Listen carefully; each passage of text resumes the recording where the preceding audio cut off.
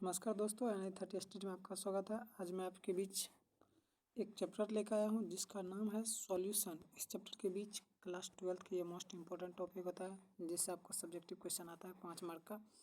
बहुत सारे objective question भी आ जाते हैं। तो आइए बिना किसी देरी के बढ़ते हैं इस लेक्चर की ओर और एक एक करके सारे पॉइंट को डिस्कस करते हैं।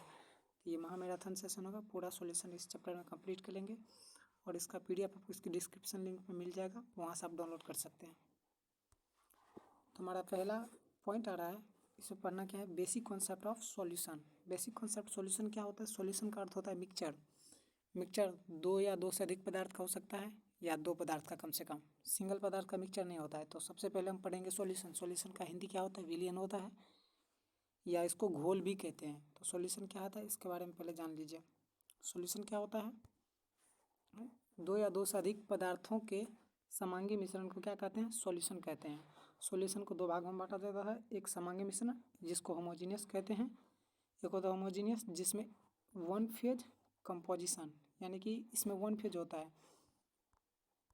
जिसका प्रॉपर्टी मतलब एक कंपोजिशन और एक कंपोजिशन होगा एवं इसका प्रॉपर्टी समान होता है। मतलब इसमें यदि दो कोई भी चीज़ में लाएंगे ना तो उन दोनों का प्रॉपर्टी क्या होगा? समान होगा और कंपोजिशन भी सेम होना चाहिए। तो सॉल्यूशन बराबर क्या होता है? सॉल्यूट और सॉल्वेंट का मिक्सचर। तो सॉल्यूट का हिंदी क्या होता है? विलय, और सॉल्यूशन का सॉल्वेंट का हिंदी क्या होता है? विलायक। और इन दोनों को जब मिक्स कर दे तो वो क्या बन जाता है? सॉल्यूशन, जिसको विलयन कहते हैं। अब आते हैं सॉल्यूशन के टाइप में। सॉल्यूशन के कई प्रकार होते हैं। तो सॉल्यूशन पहले पढ़ते हैं यहाँ पे, टाइप्स ऑफ सॉल्यूशन, सॉल्यूशन के प्रकार। अब जब कंपोनेंट्स की उपस्थिति के आधार पर सॉल्यूशन को दो भागों में बांटा गया है। कितने भाग में? दो भागों में। एक होता है बाइनरी सॉल्यूशन जिसको कहते हैं द्विअंगी, और एक होता है पोलिनरी सॉल्यूशन। एक क्या कहते हैं? पोलिनरी सॉल्यूशन। पोलिनरी सॉल्यूशन कहने का अर्थ है इसमें बहुअंगी। द्विअंगी में दो कंपोनेंट और बहुअंगी में दो से अधिक कंपोनेंट हो सकता है। तो आइए इसको भी जान लीजिए, इसका परिभाषा। जिसमें one solvent and one solute present रहेगा तो उसे क्या कहेंगे? बाइनरी सॉल्यूशन कहेंगे। और जिसमें वन सॉल्वेंट होगा और मोर देन सॉल्यूट मिला रहेगा, जैसे फॉर एग्जांपल के लिए इसमें आप मान लीजिए ये हो गया आपको चीनी नहीं, इसको मान लीजिए वाटर, ये हो गया आपको वाटर। और इसमें आप मान लीजिए नमक, सोडियम हो गया, और चीनी मान लीजिए चीनी। ये तो इसमें दो पदार्थ हो गया ना, इसमें एक हो गया, तो ये सिंगल होता है और ये एक से अधिक होता है। तो बहुअंगी में हो गया one solvent and more than solute are present in the पोलिनरी सॉल्यूशन। मतलब जिस सॉल्यूशन में एक सॉल्वेंट की मात्रा और एक से अधिक सॉल्यूट की मात्रा उपस्थित है उसे क्या कहते हैं? उसे कहते हैं पोलिनरी सॉल्यूशन। और binary solution, one solvent binary solution in the present of one solvent and one solute are known as binary solution. Hindi में बोले तो इसको क्या बोलेंगे कि वन सॉल्वेंट मतलब एक विलायक और एक विलय का मिक्सचर को क्या कहेंगे हम? द्विअंगी सॉल्यूशन कहेंगे। चलिए आगे बढ़ते हैं। उन दोनों का परिभाषा यहाँ हो गया। परिभाषा तो हम बता ही थे आपको दोनों का। अब सॉल्वेंट क्या होता है? सॉल्वेंट का अर्थ होता है कि जो अधिक मात्रा में होता है, यानी कि जो किसी सॉल्यूशन में अपना गुण को बनाए रखता है उसे हम क्या कहते हैं? सॉल्वेंट कहते हैं। तो वह पदार्थ जो सॉल्यूशन में अपनी पहचान बनाए रखता है उसे क्या कहते हैं? सॉल्वेंट कहते हैं। सिंपल, या बोल सकते हैं जिस पदार्थ की मात्रा अधिक हो। जिस पदार्थ की मात्रा कहने पर ये डिपेंड्स नहीं करता है, बट ये सही है कि ये अपना पहचान बनाए रखता है किसी भी सॉल्वेंट में। और सॉल्यूट किसे कहेंगे? सॉल्यूशन में ये पहचान बनाए रखता है। और सॉल्वेंट किसे कहेंगे? कि जो अपना पहचान को खो दे। जैसे चीनी को पानी में मिक्स करेंगे तो चीनी का पहचान उसमें से गायब हो जाएगा। चीनी का स्वाद तो आएगा बट चीनी उसमें दिखेगा नहीं। नमक मिला देंगे तो नमक का स्वाद तो आएगा बट नमक दिखेगा नहीं। तो कहने का अर्थ इसमें ये सॉल्यूट हो गया। आगे बढ़ते हैं।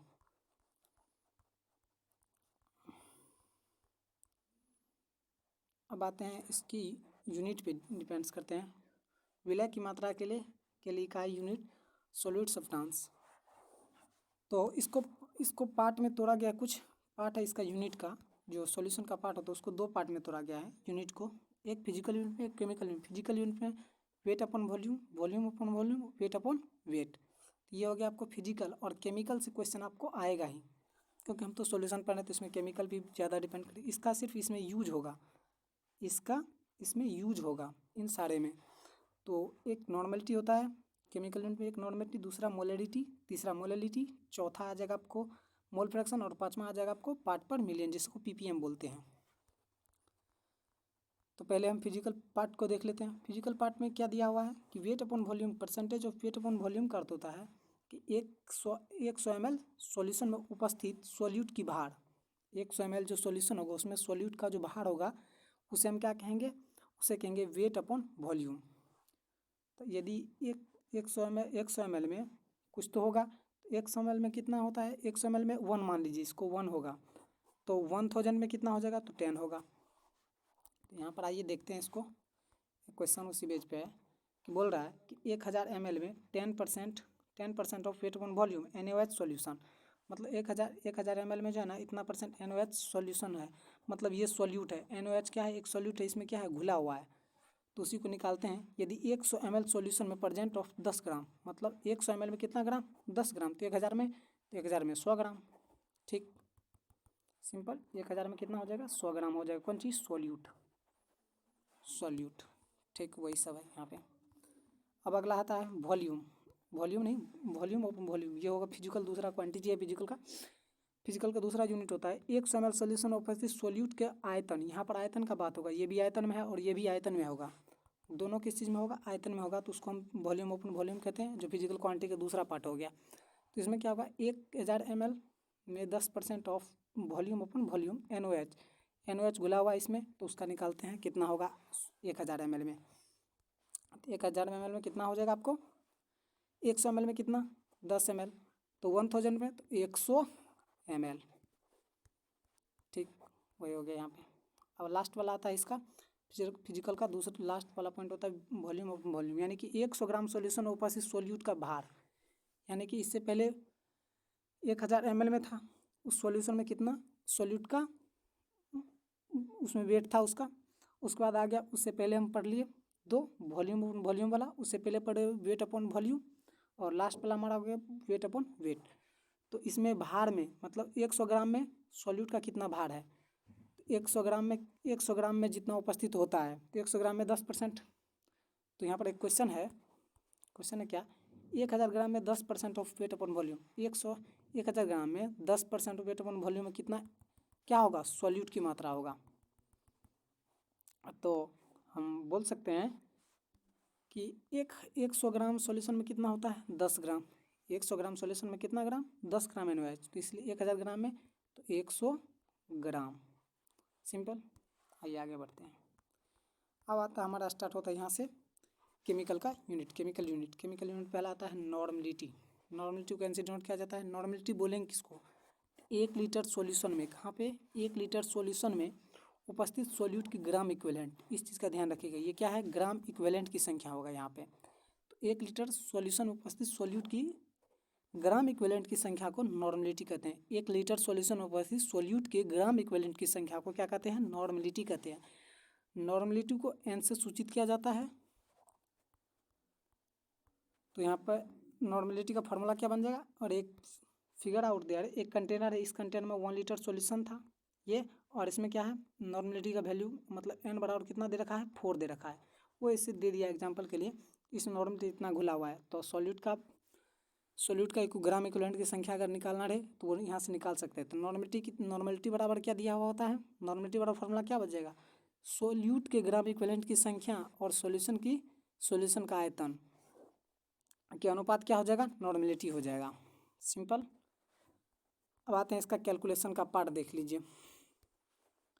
कैलकुलेशन ऑफ नॉर्मलिटी गणना करना है, तो केस 1 होता है सॉल्यूट का भार एवं सॉल्यूशन का आयतन। जब सॉल्यूट का भार और सॉल्यूशन का आयतन दिया है तब ये क्वेश्चन में आएगा, इसीलिए यहाँ से ये क्वेश्चन में आ सकता है, बट ऐसा क्वेश्चन आता नहीं है, फिर भी हम आपको मैराथन सेशन है तो ये भी हम डिस्कस कर ही देते हैं, बट इसको स्किप करना चाहिए, फिर भी हम बता दें आपको कि सॉल्यूशन का भार, जब सॉल्यूशन का भार दिया रहे, तो सॉल्यूशन का जब भार दिया रहे और आयतन का वैल्यू, आयतन का वॉल्यूम मतलब आयतन, सॉल्यूशन का आयतन दिया रहे, तब हम क्या करेंगे नॉर्मलिटी निकालने के लिए। तो नॉर्मलिटी बराबर फॉर्मूला तो आपको पता है, ग्राम इक्विवेलेंट की संख्या सॉल्यूट का अपन में सॉल्यूशन का आयतन। तो पहले तो यहाँ से भार दिया है, तो यहाँ से सॉल्यूट का ग्राम इक्विवेलेंट की संख्या निकालना है। तो ग्राम इक्विवेलेंट की संख्या निकालने के लिए क्या होता है, तो ग्राम इक्विवेलेंट की संख्या बराबर हो जाता है, यहाँ से ग्राम इक्विवेलेंट की संख्या बराबर होता है सॉल्यूट का भार अपन में सॉल्यूट का समतुल्य भार, सॉल्यूट का भार एक्स और सॉल्यूट का समतुल्य भार जिसको मोलिकुलर वेट कहते हैं वो कितना हो गया ई, तो एक्स अपॉन ई हो गया ये, तो सॉल्यूट का भार, सॉल्यूट की ग्राम इलेक्ट्रॉनिक संख्या मिल गई और सॉल्यूशन का आयतन तो आपको दिया हुआ था बी, तो यहाँ से फार्मूला लगा लेंगे। फार्मूला लगाने के बाद क्या फार्मूला क्या होता है, सॉल्यूट की ग्राम इलेक्ट्रॉनिक संख्या बटे में सॉल्यूशन का आयतन। तो सॉल्यूशन का ग्राम इलेक्ट्रॉनिक संख्या क्या था, एक्स बटे ई अपन में इसका वॉल्यूम भी होता है। वॉल्यूम क्या होता है भी, बट ये होता है किसके लिए, तो एक के लिए। तो यहाँ पर आयतन में दिया हुआ है तो इसको एक बार कन्वर्ट कर लेते हैं 1000 से डिवाइड करने में ml में, तो भी अपन कितना हो जाएगा 1000। सिंपल, ये हो गया आपको 1000, ये 0 है तो 1000 ये हो गया। तो यहाँ से इसका फार्मूला ड्राइव हो जाएगा। फिर दूसरा केस आता है। दूसरा केस क्या आएगा आपको, जब सॉल्यूट का भार percentage of weight upon weight तथा सॉल्यूशन का घनत्व दिया हो, अब यानी कि डेंसिटी की फॉर्म में, डेंसिटी की फॉर्म में क्या होगा, तो इसके लिए क्या होगा, सॉल्यूट का भार तो क्या होता है x% दिया हुआ था, तो उसको पहले उसका सॉल्यूट का भार दिया रहने से थोड़ा निकल जाएगा, तो इसका क्या निकालना पड़ेगा, ग्राम इक्विवेलेंट की संख्या निकालना ही पड़ेगा। तो इसके लिए ग्राम इक्विवेलेंट की संख्या क्या होगा, और सॉल्यूशन का डेंसिटी क्या होता है, डी होता है, सॉल्यूशन का डेंसिटी डी होता है। और डी का डेंसिटी का जो अगर आपको पूछ सकता है, इसका डेंसिटी का यूनिट होता है ग्राम पर ml, ये हो गया उसका यूनिट। अब नॉर्मलिटी निकालते हैं। तो सॉल्यूट का भार क्या होता है x, मान लिए भार यदि निकाले तो इसका समतुल भार फिर निकालना पड़ेगा, तो समतुल भार ई लेते हैं, तो ग्राम इक्विवेलेंट की संख्या क्या निकल जाएगा सॉल्यूट का, x अपॉन ई, ये तो निकल गया। फिर डेंसिटी और सॉल्यूशन का आयतन क्या होता है, तो सॉल्यूशन का आयतन होता है, सॉल्यूशन का आयतन भी यहाँ से डेंसिटी के फॉर्म में निकालना है। तो सॉल्यूशन का आयतन बड़ा होता है सॉल्यूशन का भार अपन सॉल्यूशन का डेंसिटी, तो डेंसिटी निकालना है। तो भार कितना, तो 100 ग्राम लेते थे और डेंसिटी कितना था, तो डी। तो इसको फिर फार्मूला में हम पुट करेंगे। फार्मूला में जब पुट करेंगे तो इसका वैल्यू देख लीजिए, ये यहाँ पे ये जो किया हुआ है इस चीज़ का ध्यान रखिए कि ये डेंसिटी जो दिया है, तो लीटर में जब ml को कन्वर्ट करेंगे तो नीचे में डी आएगा, और जब वो नीचे में डी के नीचे में आ जाएगा, ये जो वहाँ पर था 100 ग्राम, यानी सॉरी 100 ग्राम नहीं, इसको ml में कन्वर्ट कीजिए। तो ml को फिर इसको अगर लीटर में कन्वर्ट करें तो 1000 से क्या करना पड़ेगा, डिवाइड करना, फिर 1000 नीचे से मल्टीपल हो जाएगा इसके साथ, डी के साथ। तो इसका वैल्यू जो लास्ट में बनेगा, ये जो आएगा आपको सॉल्यूशन का आयतन भी, वो आएगा 1/10 डी आएगा। ठीक, तो इसको पुट करेंगे इसमें और उसके बाद इसका वैल्यू निकल जाएगा। तो यहाँ से आपको ये हो गया डेंसिटी के फॉर्म में नॉर्मलिटी का फॉर्मूला। चलिए आते हैं इस पर, क्वेश्चन है तो इसका छोड़ दीजिए, क्वेश्चन को क्या हम बनाएंगे, उसमें जो भी फार्मूला होगा, जिसमें भी जो भी क्वेश्चन होगा वो फार्मूला पे डिपेंड होगा, ओनली फॉर फार्मूला पे डिपेंड होगा, जितने भी इसमें आपको दिया रहेगा क्वेश्चन, सारा फार्मूला पे डिपेंड रहेगा। आगे आते हैं, अगला हमारा होता है नॉर्मलिटी हो गया, इसके बाद पढ़ेंगे मोलरिटी को। आइए मोलरिटी कंसेप्ट देखते हैं। अब आता है हमारा मोलरिटी। और मोलरिटी किसे कहेंगे, तो मोलरिटी कहेंगे 1 लीटर, इससे पहले भी पढ़े लीटर में ही, बट वहाँ पर सॉल्यूट के ग्राम इक्विवेलेंट था, यहाँ पर सॉल्यूट का मोलों की संख्या होगा। तो 1 लीटर सॉल्यूशन में कितना में, 1 लीटर सॉल्यूशन में उपस्थित सॉल्यूट के मोलों की संख्या, किस चीज़ की, सॉल्यूट की मोलों की संख्या के सॉल्यूट की मोलों की संख्या को ही क्या कहते हैं, मोलरिटी कहते हैं। और फार्मूला अगर ड्राइव होगा तो वहाँ पर मोलरिटी बराबर होगा सॉल्यूट की मोलों की संख्या अपॉन में वॉल्यूम हो जाएगा। तो मोलरिटी को पहले m से डिनोट करते हैं, तो मोलरिटी बराबर क्या हो जाएगा, मोलरिटी बराबर सॉल्यूट की मोलों की संख्या अपॉन में सॉल्यूशन का आयतन, इसको वॉल्यूम। ठीक, तो आपका ये फार्मूला हो गया, ये है आपका फार्मूला,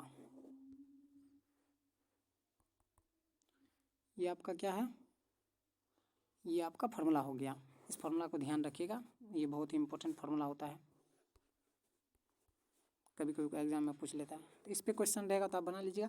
अब इसका भी केस चलता है, केस ठीक उसी प्रकार से जैसे हम पहले केस डिस्कस किए उसी प्रकार से इसका भी केस डिस्कस करेंगे। उसमें भी केस 2 था, इसमें भी केस 2 होगा, एक डेंसिटी के फॉर्म में, एक होगा वॉल्यूम के फॉर्म में डायरेक्ट। तो पहले सॉल्यूट का भार और सॉल्यूशन का आयतन दिया है, तब सॉल्यूट का भार फिर x मानेंगे, सॉल्यूशन का भार भी वही रहेगा, ml को कन्वर्ट करेंगे फिर लीटर में, तो v अपॉन 1000 करेंगे, फिर ये मल्टीपल होकर ऊपर चला जाएगा। तो आगे बढ़ते हैं, और फिर पहले सॉल्यूट का मोल की संख्या, सॉल्यूट की मोल की संख्या बराबर क्या होता है, सॉल्यूट की मोल की संख्या बराबर होता है सॉल्यूट का भार, जो भार दिया रहेगा, और उस जैसे कोई फार्मूला रहेगा ना, जैसे NaOH है ना, इसका तो कुछ भार दिया होगा, और इस फार्मूला से जो ड्राइव होकर इसका मौलिक अनुभार आएगा, इसका NaOH का कितना होता है, N का कितना, Na का कितना होगा, फिर O का कितना होगा, H का, इन सबको सम करके यहाँ निशान लिखते हैं तो उसको हम अनुभार कहते हैं। तो ये फॉर्मूला यहाँ से ड्राइव हो जाएगा तो आपको सॉल्यूट के मोल की संख्या मिल जाएगा। सॉल्यूट के मोल की संख्या क्या हो जाएगा, x अपॉन मोलिकुलर वेट, जिसको अनुभार कहते हैं। तो x अपॉन m हो जाएगा, MOL हो गया, मोल मोलिकुलर वेट हो गया। और फिर इसको यहाँ पर पुट करेंगे फॉर्मूला में जैसे पुट करेंगे तो क्या x अपॉन मोल पर मोलिकुलर वेट हो गया, MOL वेट लिखा हुआ है यानी कि मोलिकुलर वेट है ये। अभी वो बंद हो जाए, यहाँ से सॉल्व करेंगे तो आंसर कितना आ जाएगा ये, यानी कि यहाँ पर नॉर्मलिटी का फार्मूला, मोलरिटी का फार्मूला ये आ गया आपका। मोलरिटी का फार्मूला क्या बन गया, ये जो आपको दिख रहा है इस ब्रैकेट के अंदर में, ये आपका मोलरिटी का फार्मूला हो गया। तो इस फार्मूला का ध्यान रखिएगा। आगे बढ़ते हैं, अगला केस 2, उसी को डेंसिटी के फॉर्म में अगर कन्वर्ट करेंगे तो बस उसके बाद वो तो सेम ही रहेगा जैसे पहले वाला में जैसे निकाले थे सॉल्यूट की ग्राम इक्विवेलेंट की संख्या पहले निकाले थे। तो इसमें अभी इससे पहले केस 1 में क्या निकाले थे, सॉल्यूट का मोलों की संख्या, तो वो तो सेम ही रहेगा, x अपॉन मोलिकुलर वेट। और फिर यहाँ पर जो घनत्व में निकालेंगे तो डेंसिटी का जो निकलेगा वहाँ यहाँ भी वही निकलेगा, 1/10D यहाँ भी निकलेगा। देख लीजिए सब कुछ सेम ही है, 1/10D निकला। ये जो 10D निकला ये क्या निकला है, वॉल्यूम डेंसिटी फॉर्म में, वॉल्यूम जिसका निकला था डेंसिटी फॉर्म में। और फिर इसको हम पुट करेंगे इसमें तो यहाँ से इसका फार्मूला ये ड्राइव होकर आ जाएगा मोलरिटी का। ये डेंसिटी का फॉर्म में है फार्मूला, ये किस फॉर्म में है, डेंसिटी के फॉर्म में। चलिए आगे बढ़ते हैं। तो मोलरिटी डिस्कस हो गया, इसके बाद आते हैं हम मोललिटी पे।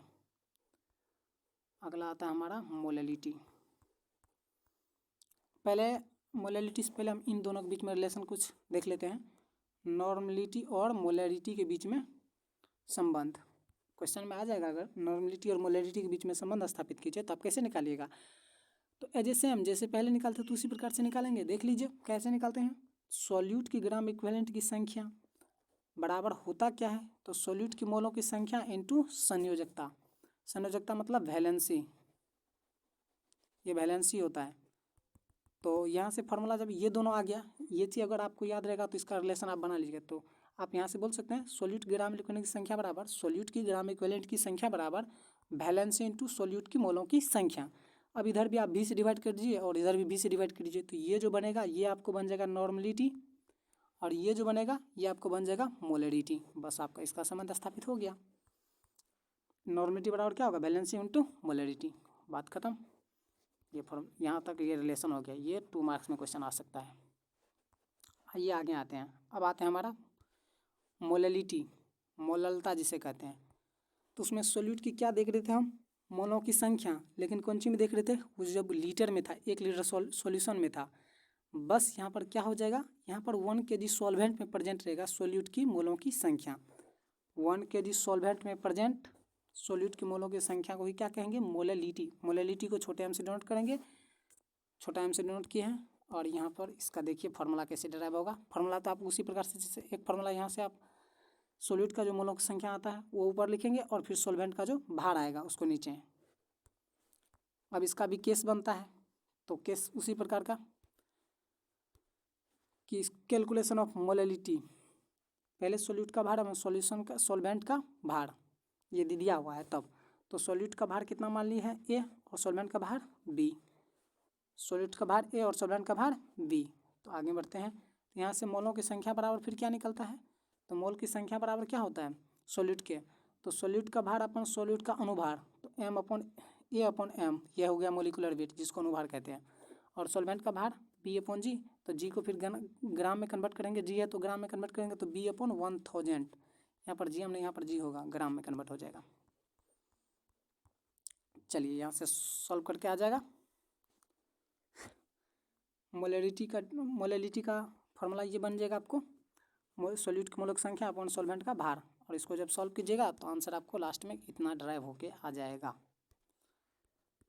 ठीक, यहाँ पर सब कुछ दिया हुआ है, ए क्या है, बी क्या है, एम है। ए सॉल्यूट का भार हो गया, बी सॉल्वेंट का भार हो गया, एम सॉल्यूट का मोलिकुलर वेट है। ये क्वेश्चन है उस पर, इसको छोड़िए। अब आते हैं मोल फ्रैक्शन। मोल फ्रैक्शन से क्वेश्चन आ जाता है, कभी कभी पूछ लेता है मोल फ्रैक्शन क्या होता है। अब पीछे जितने भी पढ़ा है वो भी, उससे भी आपको कभी 2 नंबर में पूछ लेता है। तो मोल फ्रैक्शन आ ही जाता है कभी कभी। तो मोल फ्रैक्शन क्या होता है? मोल फ्रैक्शन सिंपल होता है, जैसे कि एक कंटेनर आता है तो उसमें आपको सॉलिड भी मिलेगा, सॉल्वेंट भी मिलेगा। अगर किसी कंटेनर में ये चीज़ उपस्थित रहेगा तो वहीं पर यहाँ पर बात चलता है, वहाँ पर बात चलता है मोल फ्रैक्शन का, मतलब किसका अनुपात कितना है। तो हम बोल सकते हैं कि वैसा कंपोनेंट है जहाँ पर सॉल्यूट और सॉल्वेंट के मोलों की संख्या एवं सॉल्यूशन में उपस्थित की संख्या एवं सॉल्यूशन में उपस्थित कंपोनेंट्स की मोलों की संख्या। देखिए यहाँ पर दोनों की मोलों की संख्या की बात हो रहा है, एक सॉल्यूट के भी मोलों की संख्या, एक सॉल्वेंट की मोलों की संख्या, और जब इन दोनों को मिक्स करेंगे तो वो सॉल्यूशन की मोल की संख्या बन जाएगा।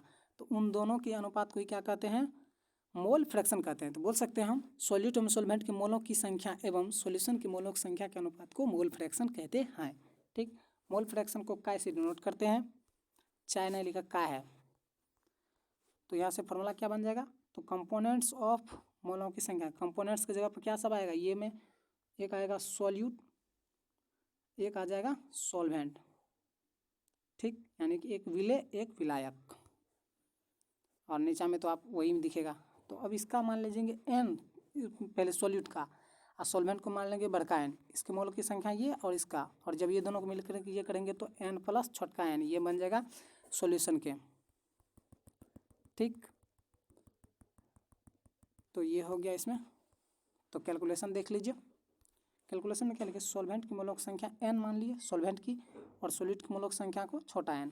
फिर पहले अगर सॉल्वेंट के लिए तो बड़का n को ऊपर लिखेंगे, कंपोनेंट्स का वही बोले थे जो कंपोनेंट्स की मोलों की संख्या अपन में सॉल्यूशन का, तो वही यहाँ से दोनों फार्मूला ड्राइव हो गया। चलिए इस पे क्वेश्चन है, इस क्वेश्चन को हम छोड़ते हैं, आगे बढ़ते हैं अपने इस चैप्टर में। पीपीएम क्या होता है? पार्ट पर मिलियन, इसको हम पहले पढ़ते हैं। पीपीएम के बारे में एक बार देख लेते हैं। 1 मिलियन कितना? 1 मिलियन ग्राम, यानी कि 10 की पावर 6 ग्राम।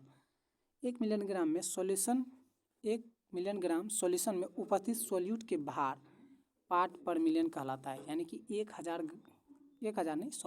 मिलियन जो रहेगा ग्राम, 1 मिलियन ग्राम सॉल्यूशन रहेगा, उसमें जो सॉल्यूट का बाहर होगा उसी को हम क्या कहेंगे? पीपीएम कहेंगे। ठीक,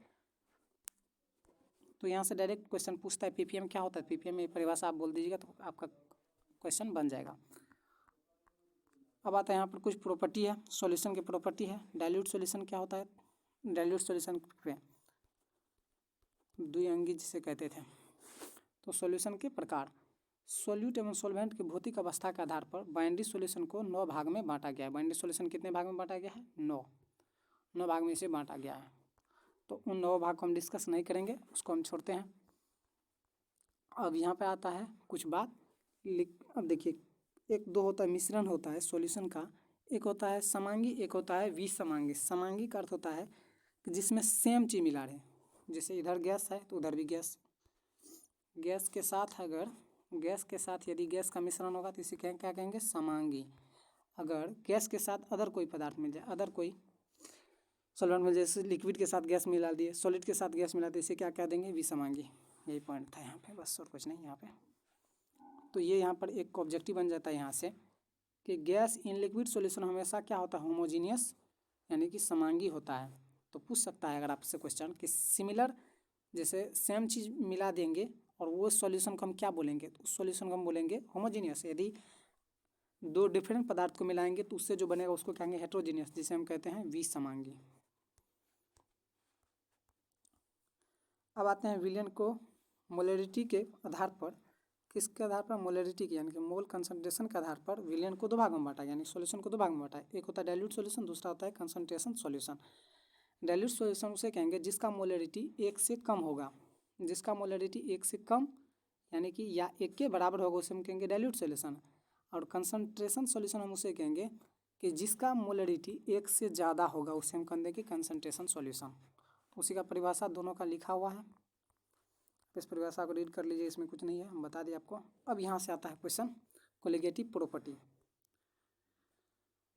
colligative property of dilute solution के गुण, यानी कोलिगेटिव प्रॉपर्टी यानी कि अनुसंख्यक गुण। ये क्वेश्चन एक बार पूछा गया है एग्जाम में।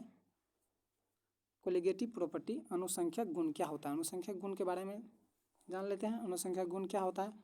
तो डाइल्यूट सॉल्यूशन का वह गुण जो सॉल्यूशन में उपस्थित सॉल्यूट के पार्टिकल की संख्या पर निर्भर करता है। इसमें किस चीज़ की संख्या पर डिपेंड करेगा? सॉल्यूट के पार्टिकल की संख्या पर। कलर चेंज का आपको बता देते हैं। किस चीज़ की? सॉल्यूट के पार्टिकल की संख्या पर डिपेंड करेगा। सॉल्यूट की पार्टिकल की संख्या पर डिपेंड करेगा तो हम उसे क्या कहेंगे? कोलिगेटिव प्रॉपर्टी कह सकते हैं। ठीक, तो जब कोई डाइल्यूट सॉल्यूशन होगा उसमें जो सॉल्यूशन, उसके सॉल्यूशन में जो उपस्थित सॉल्यूट का पार्टिकल होगा वो जो गुण होगा उस पार्टिकल का वो कोलिगेटिव प्रॉपर्टी पर डिपेंड करता है और वो पार्टिकल की संख्या पर डिपेंड करता है। और यहाँ पर एक चीज़ और पूछ सकता है, आपसे क्वेश्चन पूछेगा यदि कोलिगेटिव प्रॉपर्टी किस चीज़ पे डिपेंड करता है, तो कोलिगेटिव प्रॉपर्टी सॉल्यूट की पार्टिकल की संख्या पर डिपेंड करता है। अब पूछ सकता है कोलिगेटिव प्रॉपर्टी किस चीज़ पे डिपेंड नहीं करता है, तो उसके नेचर पे डिपेंड नहीं करता है। ये देख लीजिए यहाँ पे किस चीज़ पे डिपेंड नहीं करता है? नेचर पे डिपेंड नहीं करता है। इस चीज़ का ध्यान रखिएगा, ऑब्जेक्टिव में पूछ लेता है कभी कभी। तो ये हो गया इस पर। तो कोलिगेटिव प्रॉपर्टी किसके प्रोपोर्शनल होता है? तो नंबर ऑफ सॉल्यूट पार्टिकल के। Types of colligative property. Colligative property के 4 टाइप्स होता है। कोलिगेटिव प्रॉपर्टी के 4 प्रकार होते हैं। एक होता है relative loading of vapour pressure, दूसरा होता है एलिवेशन इन बॉइलिंग पॉइंट, तीसरा होता है डिप्रेशन इन फ्रीजिंग पॉइंट, चौथा होता है ऑस्मोटिक प्रेशर। तो कितने प्रॉपर्टी है कोलिगेटिव प्रॉपर्टी के? तो 4 property, relative loading vapour pressure, elevation in boiling point और तीसरा होता है डिप्रेशन इन फ्री पॉइंट, चौथा होता है ऑस्मोटिक प्रेशर। तो इन चारों से एक क्वेश्चन आपको आएगा ही। इन चारों का आप देख लीजिएगा। आप पहले से पढ़े हैं तो इन चारों को एक बार रीड जरूर करके जाइएगा एग्जाम में, क्योंकि यहाँ से एक क्वेश्चन पूछता है। कभी पूछ लेगा relative loading vapour pressure Raoult's law के अनुसार, कभी पूछ लेगा elevation in boiling point Raoult's law के अनुसार। वो किसी के लॉ के अनुसार पूछ ही लेगा, क्वेश्चन यहाँ से बनता है, इसलिए आपको हम यहाँ इस पर जोर दे रहे हैं। तो यहाँ से आपको जो क्वेश्चन पूछेगा उसको आप बना लीजिएगा। तो ये डिस्कस करके हमारा पहला आता है relative loading of vapour pressure. तो यहाँ से क्वेश्चन नहीं बनेगा जो हम बोल रहे हैं, इसके नीचे जो बताएंगे वहाँ से क्वेश्चन बनेगा। तो आगे बने रहिए। बोल relative loading of vapour pressure क्या होता है? वेपर प्रेशर, तो vapour relative loading vapour pressure को पढ़ने से पहले आपको वेपर प्रेशर जानना जरूरी होता है। वेपर प्रेशर क्या होता है? जैसे आप देखेंगे कुकर में अगर आप पानी डाल दीजिए, कुकर में पानी डाल दीजिए और पानी को हीट कीजिएगा तो वहाँ से इसके ऊपर में जो ढक्कन लगा रहेगा तो वो उस पर प्रेशर लगाएगा, तो इसके वेपर उस पर प्रेशर लगाता, ना तो वाटर प्रेशर लगाता है, प्रेशर क्या लगता है उसका? वाष्प। वाष्प इस पर जो प्रेशर लगता है उसी प्रेशर को क्या कहते हैं? वेपर प्रेशर कहते हैं। तो आइए इसका परिभाषा को पहले पढ़ लीजिए। वाष्प दाब किसे कहेंगे? जब लिक्विड एवं वेपर साम्य अवस्था में यानी कि इक्विलिब्रियम स्टेट में रहेगा तो लिक्विड के वेपर के द्वारा उत्पन्न दाब को क्या कहेंगे? वेपर प्रेशर कहेंगे, यानी कि वाष्प दाब कहेंगे। तो आते हैं इन सारे चीज़ को, अब इस चीज़ को भी बता ही देते हैं। अंतराण्विक आकर्षण बल का प्रभाव। अंतराण्विक आकर्षण बल मतलब जो उसके अंदर में, मतलब जैसे पानी में रखे हैं तो उसके बीच में बहुत सारा मॉलिक्यूल होगा पानी में, तो वो दोनों के बीच में कोई बल लगेगा ना, तो उसी चीज़ को बात कर रहा है कि दो अणुओं के बीच लगने वाला बल को अंतर आकर्षण बल कहते हैं। अंतराण्विक यानी कि अंतराण्विक मतलब पानी के अंदर में इलेक्ट्रॉन होगा, उन दोनों के बीच में क्या लग सकता है? आकर्षण लग सकता है। तो उसी बल को क्या कहते हैं? अंतर आणविक आकर्षण बल कहते हैं। और ये अलग अलग पदार्थ होगा, यानी कि अलग अलग चीज़ों में अलग अलग इसका बिहेव होगा, यानी कि वाष्प दाब अलग अलग होगा। जैसे सॉल्यूशन होगा वैसा उसका वाष्प दाब मिलेगा। और यहाँ एक चीज़ ध्यान रखिएगा कि जब वेपर प्रेशर बढ़ाएंगे, प्रेशर बढ़ेगा तो टेम्परेचर, यानी कि वेपर, ये क्वेश्चन है, टेम्परेचर बढ़ेगा तो वेपर प्रेशर बढ़ेगा, बट अंतराण्विक आकर्षण बल घटेगा। जैसे पानी धीरे धीरे कम हो जाएगा तो सॉलिड फॉर्म में कोई चीज़ होता जाएगा जब, तो उसका प्रेशर क्या हो जाएगा? बढ़ता जाएगा, और वो धीरे धीरे ये घटता जाएगा। जैसे जैसे घट जाएगा, जैसे आप देखे होंगे कुकर में चावल डाल देते हैं, पानी डाल देते हैं, तो कुकर में जब चावल पानी और रहता डाला तो एक ऐसा टाइम आता है जब चावल का पानी पूरा पूरा सूख जाएगा। तो यानी कि जब पानी पूरा पूरा सूख जाता है तो उसी को हम क्या कह देते हैं कि वहाँ पर पानी खत्म हो गया, तो उन पार्टिकल के बीच आकर्षण बल क्या हो गया था? घट गया था। जब घट गया है तो वेपर प्रेशर वहाँ पर क्या रहता है? बढ़ा हुआ रहता है, बहुत हीट रहता है, और वहाँ पर सीटी जोर जोर से मारता है, तो वहाँ पर वेपर प्रेशर बढ़ा हुआ है। और एक टाइम ऐसा आता है जब वहाँ पर पूरा चावल जल जाएगा तो वेपर प्रेशर अंतिम में कम हो जाएगा। जब उस पर कोई फोर्स ही नहीं लगेगा तो वेपर प्रेशर कहाँ से? तो वेपर प्रेशर हमेशा क्या होता है? इंटरमोलिकुलर अट्रैक्शन फोर्स के इन्वर्सली प्रोपोर्शनल होता है। इस चीज़ का ध्यान रखिएगा। अब आते हैं आगे, हम बढ़ते हैं, सब चीज़ में कुछ भी नहीं है। एक चीज़ और आपको यहाँ से हम एक चीज़ बता देते हैं, वैसे ये चीज़ नहीं जरूरी, चलिए हम आगे ही बता देंगे आपको। बोल रहा है यहाँ पे कि जब प्योर सॉल्वेंट के वाष्प दाब यानी कि सॉल्वेंट नॉन वोलेटाइल सॉल्यूट में घुल जाता है तो सॉल्यूशन में अंतराण्विक आकर्षण बल में वृद्धि हो जाता है।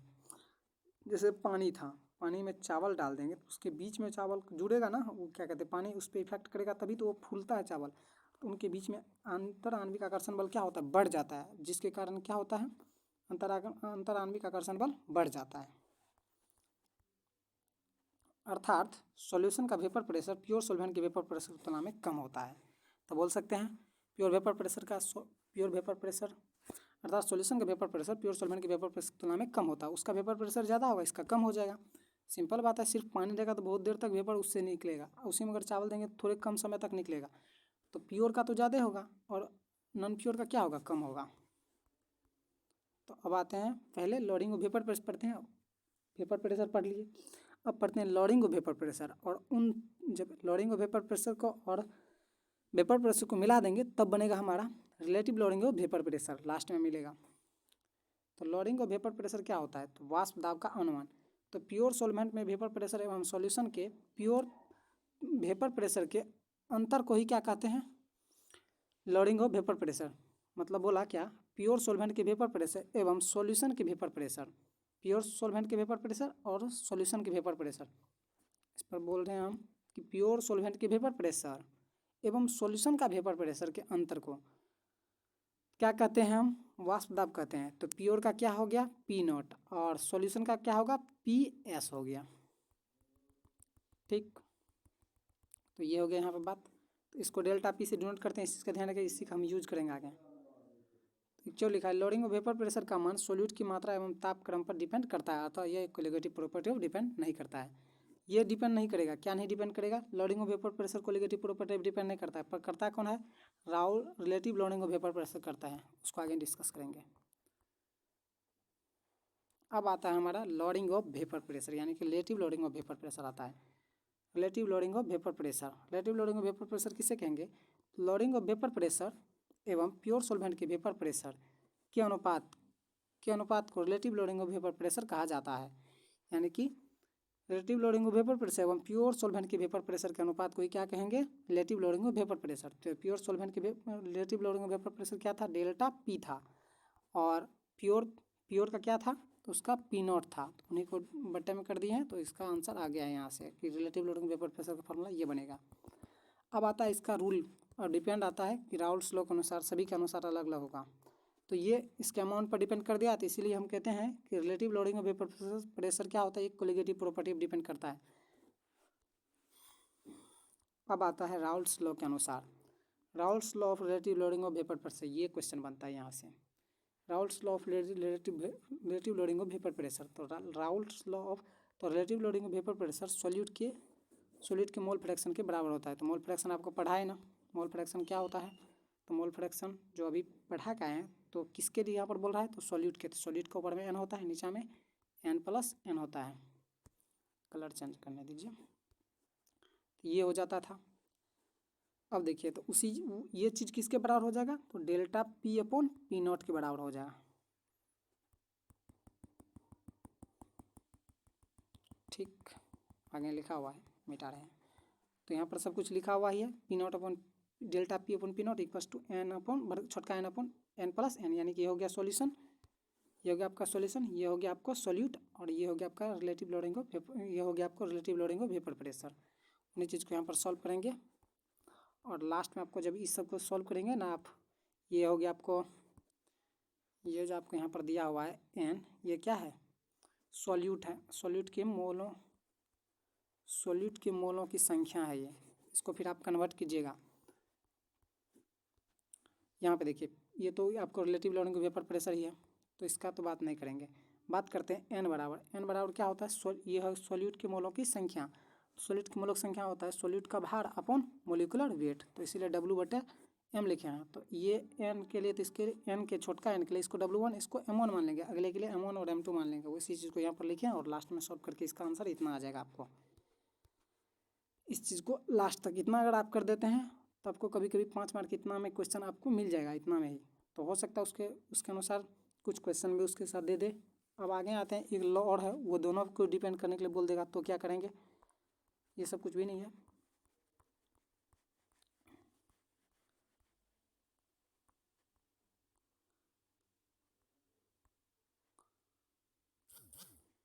अब आता है हमारा Raoul's law of partial pressure, ये हो गया। तो आंशिक दाब के लिए राउल्स का नियम, किस दाब के लिए, आंशिक दाब के लिए। आंशिक दाब बहुत कम वाला, तो इसको पहले पढ़ लेते, एक बार रीड कर देते हैं। ये है, सॉल्यूशन में उपस्थित कंपोनेंट्स के पार्शियल प्रेशर सॉल्यूशन के कंपोनेंट्स के मोल फ्रैक्शन एवं प्योर स्टेट में कंपोनेंट के वेपर प्रेशर के गुणनफल के बराबर होता है। तो ये जो होता है इसका PA, वो क्या होता है, मोल फ्रैक्शन और प्योर सॉल्वेंट के वेपर प्रेशर, तो इन दोनों का गुणनफल इसके बराबर होता है। तो वही चीज़ लिखा हुआ है यहाँ पे, फिर से एक बार रीड कर देते हैं आपको कि किसी सॉल्यूशन में उपस्थित कंपोनेंट्स का पार्शियल प्रेशर जो होता है वो सॉल्यूशन के कंपोनेंट में मोल फ्रैक्शन, तो उसका मोल फ्रैक्शन क्या हो गया, एवं प्योर स्टेट में कंपोनेंट के वेपर प्रेशर के गुणनफल, ये हो गया प्योर फॉर्म में। तो PA के लिए हो गया chi into PA naughts. PA naughts का मतलब होता है ये प्योर है, ये क्या है, प्योर है, ठीक। तो वही दोनों फॉर्मूला यहाँ पर लिख दिए हैं। अब इसको यूज करेंगे तो टोटल प्रेशर कितना आ जाएगा, टोटल पार्शियल प्रेशर क्या होगा, PA और PB को सम कर देंगे, तो इन दोनों को सॉल्व करके ये एक इक्वेशन बन जाएगा यहाँ से। और आपको पता है कि का A प्लस का B का वैल्यू कितना आ जाएगा, ये 1 होता है। क्यों कि इसमें n प्लस n करेंगे और इसके लिए होता है बढ़का n upon n plus n। जब इन दोनों को सॉल्व करेंगे तो ऊपर वाला से दोनों वाला कट जाएगा, तो इसके लिए वैल्यू 1 आ जाता है।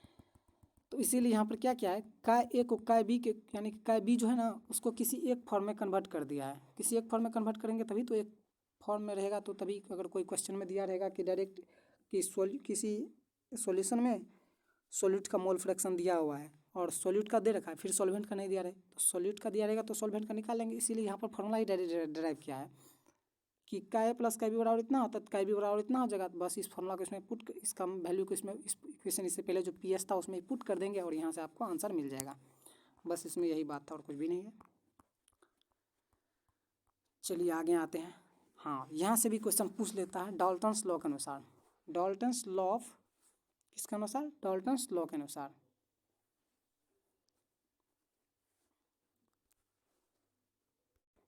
इशू आ गया तो दोस्तों, इसलिए थोड़ा प्रॉब्लम हो गया। अब आते हैं, हमारा टॉपिक चल रहा था डाल्टन्स लॉ। तो डाल्टन्स लॉ के अनुसार पार्शियल प्रेशर कैसे निकालेंगे। तो डाल्टन्स लॉ के लिए क्या होगा, तो यह डाल्टन्स लॉ जो वर्क किया था ये गैसियस स्टेट के लिए वर्क किया था। तो जब भी डाल्टन्स का बात करेगा तो आप इस चीज़ को याद रखिए कि ये कहाँ से बात करेगा, गैस का। तो डाल्टन्स लॉ किस चीज़ पे डिपेंड करता है, तो वो गैसियस स्टेट में, ऑब्जेक्टिव में आ जाएगा। तो डाल्टन्स लॉ किसके लिए लागू होता है, तो गैसियस के लिए। तो इस चीज़ का ध्यान रखिएगा। आते हैं, बढ़ते हैं इस टॉपिक पे।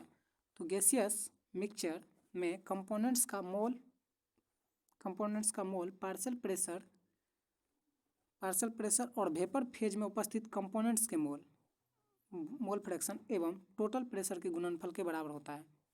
और फिर से रीड कर देते इसको, क्या बोले हम कि गैसियस फेज में, यानी गैसियस मिक्सचर का फेज जो होगा वेपर फेज, उसमें कंपोनेंट्स का मोल फ्रैक्शन पार्शियल प्रेशर के वेपर फेज में उपस्थित कंपोनेंट्स के मोल फ्रैक्शन एवं टोटल प्रेशर के गुणनफल के बराबर होता है। तो इसमें जो टोटल, इससे पहले हम आपको निकाल के दिए थे, इसमें मोल फ्रैक्शन यहाँ पर जो लिया है, क्या कहते हैं, मोल फ्रैक्शन, उसमें काय को यहाँ पर y मान चुका है। जिसमें वहाँ पर हम काय बोले थे ना, ये वाला, उसको हम यहाँ पर y के फॉर्म में लिखे हैं। तो इससे आप घबराइएगा नहीं। तो इसका जो पार्शियल प्रेशर होगा वो किसके बराबर हो गया, तो मोल फ्रैक्शन और किसी सॉल्यूशन का जो पूरा यानी कि कंपोनेंट्स में मोल फ्रैक्शन एवं टोटल प्रेशर के गुणनफल के बराबर होता है। इसका जो पार्शियल प्रेशर होगा वो किसके बराबर होगा, तो मोल फ्रैक्शन और टोटल प्रेशर के गुणनफल के बराबर होगा।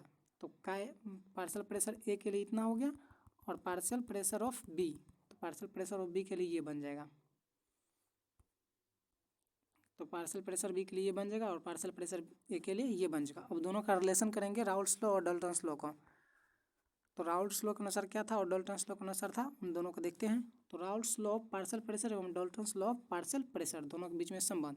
तो राउल्स लॉ के अनुसार काय पार्शियल प्रेशर ऑफ ए बराबर chi A into P naughts A, और पार्शियल प्रेशर बराबर काई इंटू पी नॉट्स ए और पार्शियल प्रेशर ऑफ बी बराबर chi B into P naughts of B.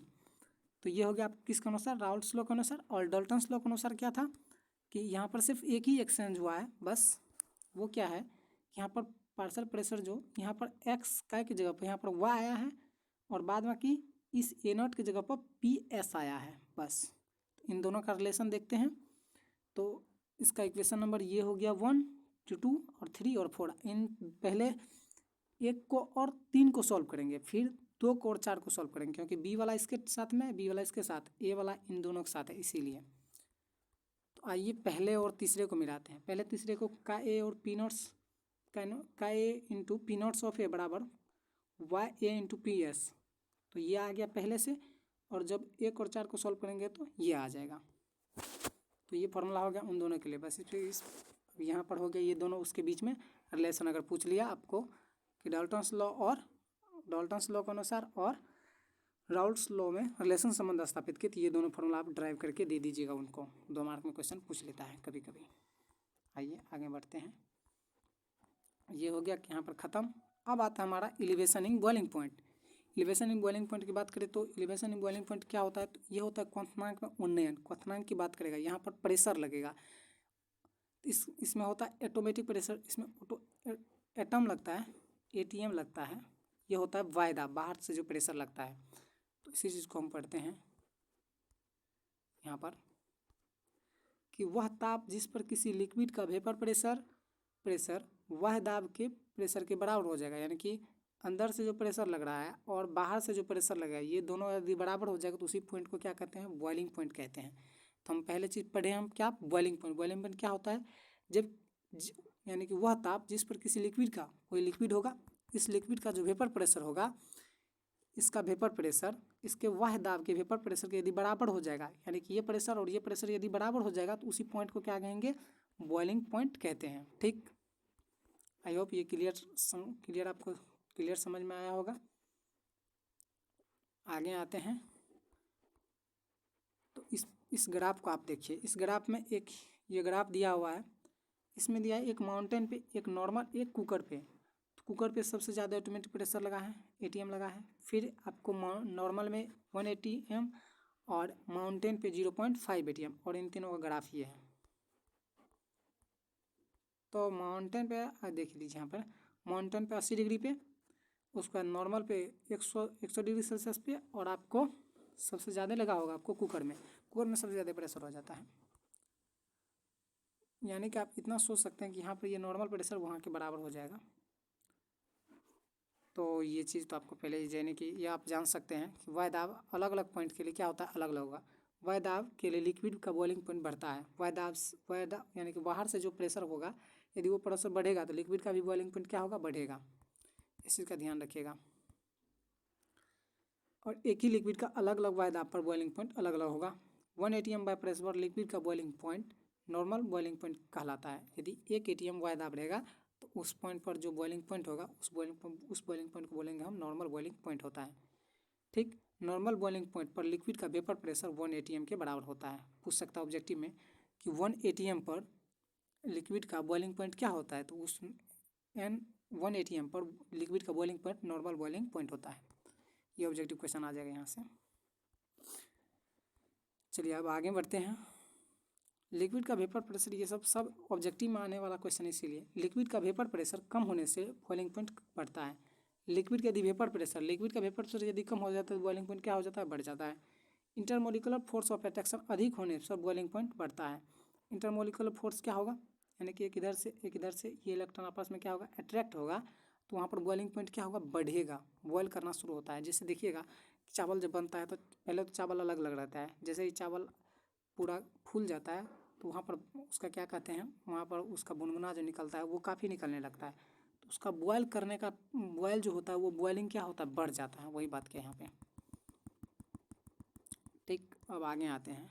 बोल रहा है एक ही एक्सटर्नल प्रेशर पर अलग लिक्विड का बॉइलिंग पॉइंट अलग अलग वेपर प्रेशर के कारण अलग अलग होता है। वेपर प्रेशर चेंज होगा तो उसका बॉइलिंग पॉइंट चेंज होगा ही, इस चीज़ का ध्यान रखिएगा।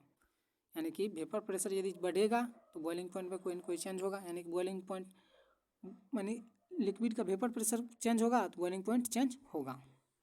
अगला है effective addition of non volatile solute. जब कोई ऐसा सॉल्यूशन जो इसमें घुलेगा ही नहीं, नॉन वोलेटाइल है, तब क्या होगा?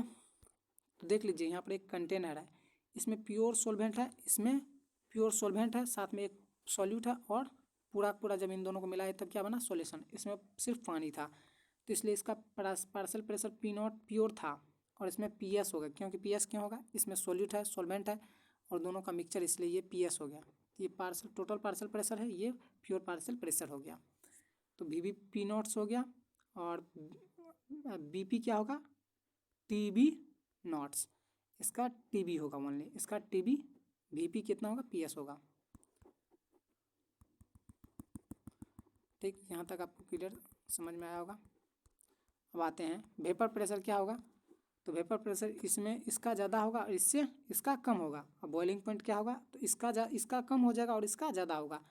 जस्ट बॉइलिंग पॉइंट जो होता है वो इन्वर्सली प्रोपोर्शनल होता है बॉइलिंग पॉइंट के। ठीक, अब यहाँ पर देख लीजिए, जब किसी प्योर सॉल्वेंट में नॉन वोलेटाइल सॉल्यूट घुलाया जाता है तो उसके वेपर प्रेशर में कमी होती है एवं बॉइलिंग पॉइंट में वृद्धि होगा। वेपर प्रेशर कम होगा और बॉइलिंग पॉइंट बढ़ेगा जब कोई नॉन वोलेटाइल सॉल्यूट किसी सॉल्यूशन में मिलाएंगे। तो आगे बात करते हैं, सॉल्यूशन का बॉइलिंग पॉइंट सॉल्वेंट के बॉइलिंग पॉइंट से अधिक होता है। सॉल्यूशन का जो बॉइलिंग पॉइंट होगा वो सॉल्वेंट के बॉइलिंग पॉइंट से अधिक होगा ही ऑब्वियसली है। अब यहाँ से एक क्वेश्चन सब्जेक्टिव क्वेश्चन, ये VVA क्वेश्चन होता है, एलिवेशन इन बॉइलिंग पॉइंट। यहाँ से क्वेश्चन आता है, तो बॉइलिंग पॉइंट पढ़ लिया आप, तो उन दोनों को मिक्स कर देते, एलिवेशन इन बॉइलिंग पॉइंट बन जाएगा। तो सॉल्यूशन और सॉल्वेंट के बॉइलिंग पॉइंट के डिफरेंट को ही क्या कहते हैं? एलिवेशन इन बॉइलिंग पॉइंट कहते हैं। उससे पहले हम पढ़ ले चुके हैं रिलेटिव लोडिंग और वेपर प्रेशर, उसी बेस पे उसमें भी डिफरेंस था, इसमें भी डिफरेंस है। उसमें पार्शियल प्रेशर का था, इसमें एलिवेशन इन बॉइलिंग पॉइंट का है, यानी कि यहाँ पर बॉइलिंग पॉइंट का, वहाँ पर था वेपर प्रेशर का। तो सॉल्यूशन और सॉल्वेंट के बॉइलिंग पॉइंट के डिफरेंस को ही क्या कहते हैं? एलिवेशन इन बॉइलिंग पॉइंट कहते हैं। इसका ध्यान रखिएगा और यहाँ से एक फार्मूला ड्राइव हो जाएगा। फिर अब देखिए डेल्टा TB बराबर क्या होगा? डेल्टा TB बराबर क्या होगा? TB not minus, sorry TB not नहीं पहले, तो ये तो सॉल्यूशन है ना, तो TB माइनस ये हो गया आपको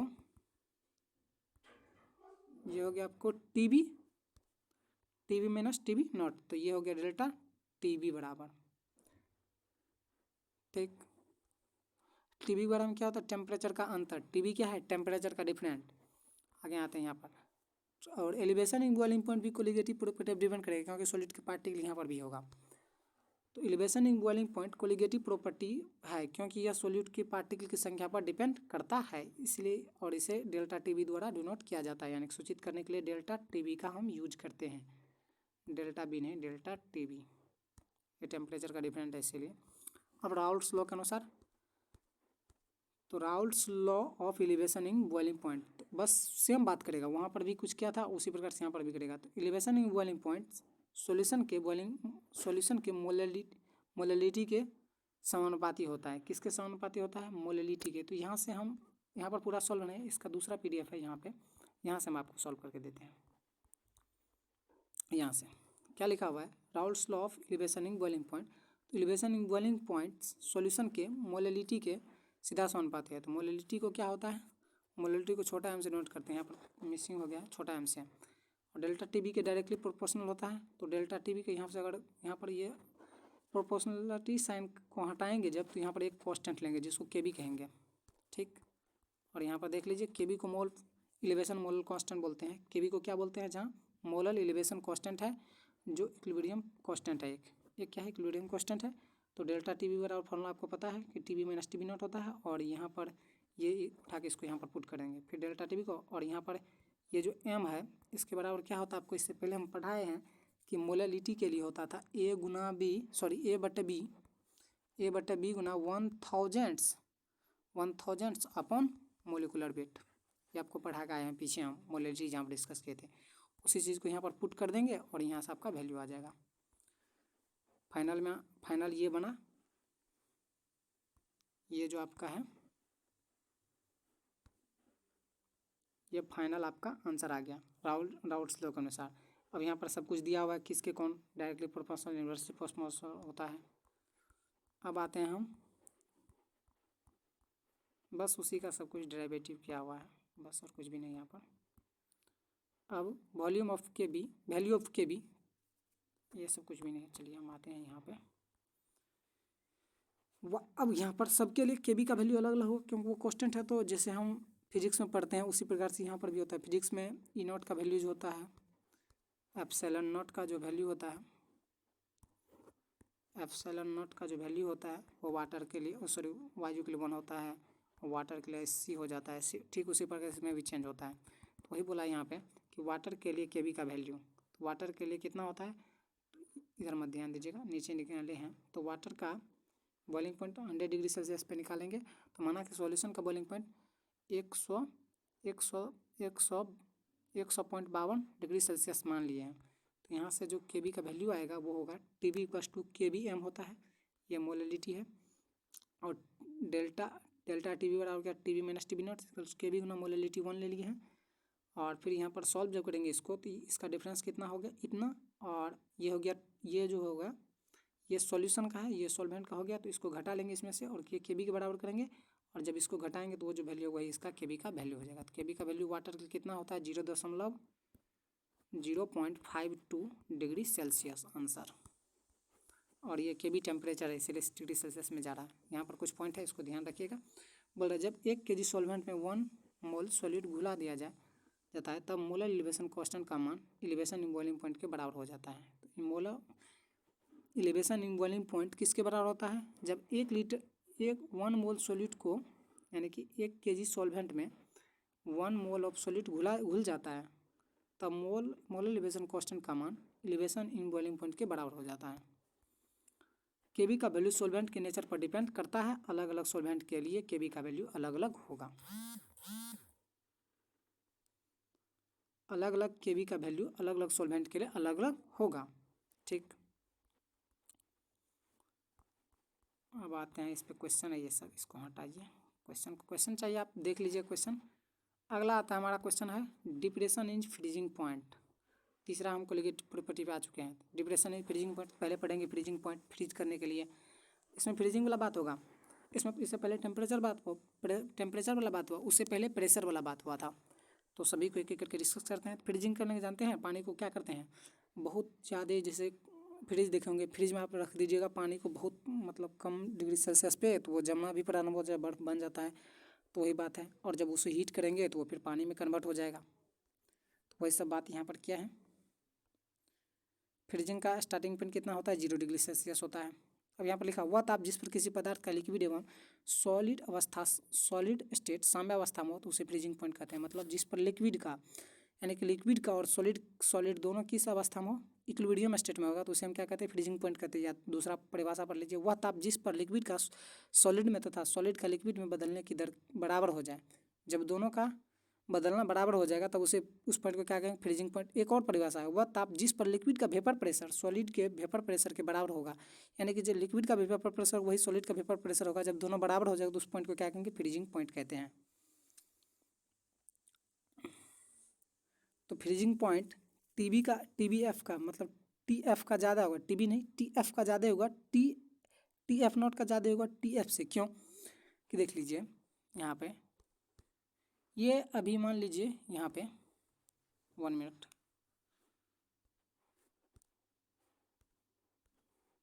यहाँ देख लीजिए, ये यहाँ पर PF है और यहाँ पे एक P है। तो इसके लिए फ्रीजिंग पॉइंट इसका है हो गया TF और इसका हो जाएगा TF नॉट हो जाएगा। तो ये प्योर के लिए, ये नॉन प्योर के लिए हो गया। तो फ्रीजिंग पॉइंट क्या हो जाएगा यहाँ पर, तो TF नॉट का ज़्यादा होगा, TF नॉट का ज़्यादा होगा TF से। ठीक, तो यहाँ पर एक पॉइंट है, इसको रीड कर लीजिए। जब किसी नॉन वोलेटाइल सॉलिड को सॉल्वेंट में घुलाया जाता है तो उसका वेपर प्रेशर फ्रीजिंग पॉइंट में वेपर प्रेशर एवं फ्रीजिंग पॉइंट में कमी होता है। वेपर प्रेशर में भी और फ्रीजिंग पॉइंट में भी क्या होता है, कमी। अर्थात सॉल्यूशन का फ्रीजिंग पॉइंट प्योर सॉल्वेंट के फ्रीजिंग पॉइंट के तुलना में कम होता है। किसका, सॉल्यूशन का कम होता है, किसके तुलना में, सॉल्वेंट के। सॉल्यूशन का फ्रीजिंग पॉइंट प्योर सॉल्वेंट के फ्रीजिंग पॉइंट की तुलना में कम होता है। तो किसका कम होता है? TF का कम होगा TF0 से। ऊपर में ये लिखाए थे ना, लिखा है, सॉरी लिख दी गलती, यानी कि इसका क्या होगा? कम होगा। किससे? प्योर से। अब आते हैं depression in freezing point. Depression in freezing point क्या होता है? प्योर सॉल्वेंट एवं सॉल्यूशन के फ्रीजिंग पॉइंट के अंतर को, यहाँ पर भी डिफरेंट का बात होगा तो उसे क्या कहेंगे? डिप्रेशन इन फ्रीजिंग पॉइंट करेंगे। डिप्रेशन इन फ्रीजिंग पॉइंट को डेल्टा TF से सूचित करते हैं। ठीक, तो TF बराबर डेल्टा TF बराबर TF माइनस TF हो जाएगा, TF0 माइनस TF हो जाएगा। ये उसका फॉर्मूला हो गया आपको। आते हैं डिप्रेशन इन फ्रीजिंग पॉइंट एक कोलिगेटिव प्रॉपर्टी है क्योंकि इसका मान सॉलिड के अमाउंट पर डिपेंड करता है। अब रूल चलते हैं यहाँ पर फिर राउल्स लॉ के अनुसार डिप्रेशन इन फ्रीजिंग पॉइंट क्या होता है? राउल्स लॉ के अनुसार डिप्रेशन इन फ्रीजिंग पॉइंट्स यानी कि इसका हिंदी क्या होता है? हिमांक पावर वन सॉल्यूशन की मोलैलिटी के सीधा समानुपात है। इसके बाद मोलैलिटी के सीधा समानुपात होता है। किसका सीधा समानुपाती? मोलैलिटी के, जिसको हम क्या कहते हैं? छोटका m। मोलैलिटी के सीधा समानुपात होता है। डेल्टा TF बराबर delta TF is directly proportional of molality. तो डेल्टा TF इक्वल्स टू मोल, यहाँ पर जो ये प्रोपोर्शनलिटी का चिन्ह हटाएंगे, समानुपाती का चिन्ह हटाएंगे तो एक कांस्टेंट लेंगे जिसको हम कहते हैं KF। फ्रीजिंग पॉइंट वाला बात है यहाँ पर, इसलिए तो KF का वैल्यू यहाँ पर अलग अलग चीज़ के लिए फिर अलग अलग होगा। तो यहाँ पर वही बात, delta TF equals to KF into ये हो गया आपको क्या है? ये मोलैलिटी है। फिर इसको जब सॉल्व कीजिएगा तो इसका फाइनल आंसर आपको मिलेगा ये,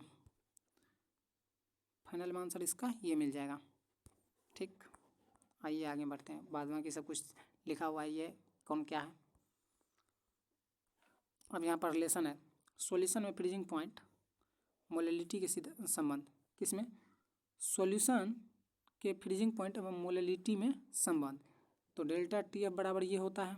ठीक, और डेल्टा TF बराबर KFM होता है ना, और डेल्टा TF का वैल्यू तो इतना होता है, फिर KF का इतना, और फिर इसको जब आप यहाँ से किसी एक को निकालिएगा, TF को मान लीजिए निकालना है, तो इस डेल्टा ये जो आपको है ये, इसको आप उठा के उस साइड कीजिएगा जो इधर हम किए हैं, यहाँ पे कर दिए, और फिर इसको जब सॉल्व कीजिएगा तो आप बोल सकते हैं कि TF जो होता है ना वो मोलैलिटी के क्या होता है? इन्वर्सली प्रोपोर्शनल होता है, जो यहाँ पे लिखा हुआ है। ठीक,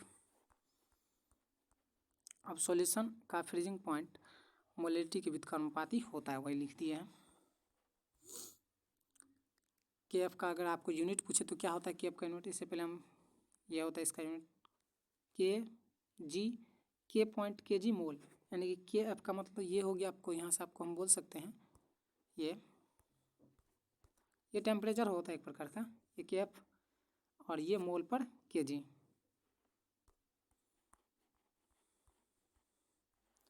सॉल्यूशन मोलर सॉल्यूशन के लिए KF का वैल्यू डेल्टा TF इसको कितना होता है ये सब, तो किसके लिए? मोलर सॉल्यूशन के लिए, यानी कि मोलर सॉल्यूशन के मोलैलिटी का वैल्यू कितना होता है? 1 होता है। और जब यहाँ पर जब 1 हो जाएगा मोलैलिटी तो डेल्टा TF इक्वल्स टू क्या हो जाएगा? KF हो जाएगा। मोलर को किसके लिए? मोलर सॉल्यूशन के लिए। और कभी कभी क्वेश्चन पूछ लेता है ऑब्जेक्टिव में 1 ATM बराबर क्या होता है? 1 ATM बराबर होता है 1.013। ये सब उसी पे डिपेंड है और कुछ भी नहीं, क्वेश्चन है यहाँ पे। और यहाँ पर कुछ पॉइंट है, इस पॉइंट को रीड कीजिए। बोल रहे जब 1 kg प्योर वाटर सॉल्यूशन में 1 मोल सॉल्यूट घुल जाता है तो फ्रीजिंग पॉइंट में कमी होता है और मोलर डिप्रेशन कांस्टेंट कहलाता है। कमी होने के कारण जो होगा ना वहाँ पर क्या होगा? मोलर डिप्रेशन कांस्टेंट होता है। KF का मान सॉल्वेंट के नेचर पर डिपेंड करता है, अलग अलग सॉल्वेंट के लिए KF का वैल्यू अलग अलग होता है। चलिए ये सब क्वेश्चन है आगे, क्वेश्चन पे हम उतना जोर नहीं देंगे। अब लास्ट हमारा टॉपिक चल रहा है जो है ओसोमोटिक प्रेशर। कोलिगेटिव प्रॉपर्टी का लास्ट टॉपिक क्या होता है? ओसोमोटिक प्रेशर। ओसोमोटिक प्रेशर क्या है इसको पहले रीड करते हैं। जब दो डिफरेंट कंसंट्रेशन के विलयन का मिश्रण समान होगा तो कंसंट्रेशन हो तो उसे क्या कहते हैं? विसरण कहते हैं। आपको ओसोमोटिक से क्वेश्चन आने वाला नहीं है, इतना बात का ध्यान रखिएगा। आपको वो जो पीछे 3 पढ़ाए हैं इससे क्वेश्चन नहीं आता है, इतना बात को ध्यान रखिएगा। पीछे जो 3 पढ़ा है उन तीनों से क्वेश्चन आने का चांस है, उसमें भी 5 मार्क का। आइए यहाँ पर कुछ इसका पॉइंट है, इसको रीड करते हैं। विसरण में सॉल्वेंट पार्टिकल एवं लोअर कंसंट्रेशन से हायर कंसंट्रेशन की ओर मूव करता है तथा सॉलिड पार्टिकल हायर कंसंट्रेशन से लोअर कंसंट्रेशन की ओर मूव करता है। तो यहाँ पर क्या बोला कि लोअर कंसंट्रेशन हायर कंसंट्रेशन की ओर मूव करता है सॉल्वेंट की पार्टिकल, और सॉलिड का पार्टिकल हायर से लोअर की ओर, सॉल्वेंट लोअर से हायर की ओर और सॉलिड हायर से लोअर की ओर। यहाँ पर देख लीजिए, इसका एग्जाम्पल भी है। तो ऑस्मोटिक प्रेशर इसको कहते हैं प्रासरण। कभी कभी 2 मार्क में पूछ लेता है प्रासरण क्या होता है, परिभाषा लिख दिया ऊपर में, याद कर लीजिएगा। तो सेमी परमिएबल मेम्ब्रेन, एक झिल्ली होता है सेमी परमिएबल मेम्ब्रेन। तो यहाँ पे आप देख रहे हैं एक यहाँ पर एक परत लगा जिसको सेमी परमिएबल झिल्ली होते हैं, झिल्ली बोलते हैं। तो ये यहाँ पर इसमें बहुत सारा पार्टिकल होगा, एक इसमें भी होगा बहुत सारा पार्टिकल। इसमें मान लीजिए सॉलिड होगा, इसमें सॉल्वेंट होगा। तो जब इसका कंसंट्रेशन ज़्यादा होगा तो सॉलिड हायर से लोअर में जाता है और सॉल्वेंट लोअर से हायर में जाता है। ये क्वेश्चन पूछता है अर्ध परागण झिल्ली क्या होता है। अर्ध परागण झिल्ली के लिए बोल सकते हैं हम semi permeable membrane. Semi permeable membrane क्या होता है, अर्ध परागण झिल्ली क्या होता है, तो वैसा मेम्ब्रेन जो केवल सॉल्वेंट पार्टिकल को अपने होकर पास जाने देता है। जैसे ये हो गया एक कंटेनर, इस कंटेनर में बहुत सारा चीज़ है, और यहाँ पर भी एक कंटेनर लगा हुआ है, और यहाँ पर एक झिल्ली होगा तो जो सिर्फ सॉल्वेंट के पार्टिकल को जाने देगा। 2 कंटेनर, तो इसमें पानी रख दिए पूरा पूरा भर दिए हैं, इसमें चीनी रख दिए, तो इससे पानी इससे पास होगा ना, तो इसी चीज़ को हम क्या कहते हैं, सेमी परमिएबल मेम्ब्रेन कहते हैं, जैसे अर्ध परागण झिल्ली कहते हैं। जो केवल सॉल्वेंट के पार्टिकल को अपने होकर जाने देता है उसे हम क्या कहते हैं, सेमी परमिएबल मेम्ब्रेन झिल्ली कहते हैं। यानी कि हम और इससे क्या होता है, सॉलिड पार्टिकल नहीं पास होता है।